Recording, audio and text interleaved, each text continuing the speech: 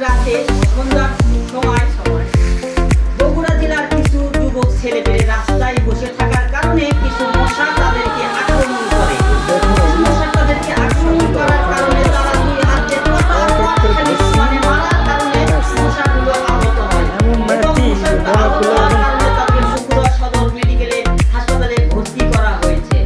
ভর্তি করার কারণে চিকিৎসকরা জানিয়েছে যে এই মশাগুলোতে এই আহত হয়েছে, আহত হওয়ার কারণে তাদেরকে বগুড়াতে চিকিৎসা করা সম্ভব হচ্ছে না।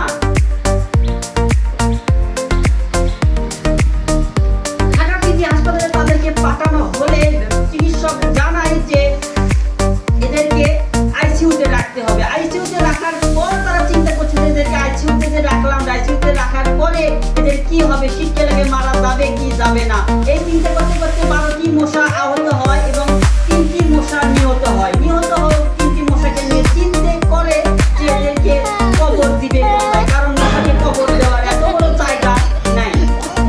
এই ছেকেতে রেখে দে, এই ছেকেতে মাথা গরম করে দে, আমি যা থেকে দে না।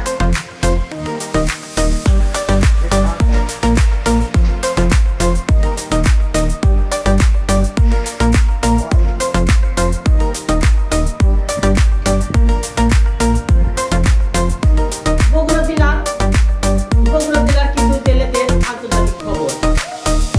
কিছু জেলে সমুদ্রে মাছ ধরতে যায়, মাছ ধরা নিষেধ আছে, তারপরে ওরা কিছু চিংড়ি মাছের বাচ্চাদেরকে ধরে এবং নিয়ে তাদের বাড়িতে আসে। বাড়িতে এসে তাদেরকে তাদের স্ত্রীকে বলে যে চিংড়ি মাছগুলোকে খেতে দিতে হবে, পোলাদেরকে ভর্তা কর আর চিংড়ি মাছগুলোকে খেতে দে। বাসাবাড়ির খবর। পাঙ্গাস মাছের লম্বা কাটা শরীর, তার আটা আটা গেদার মাকে রাঁধতে বলে কপালে মারে ঝাঁটা। আমার খবর শেষ।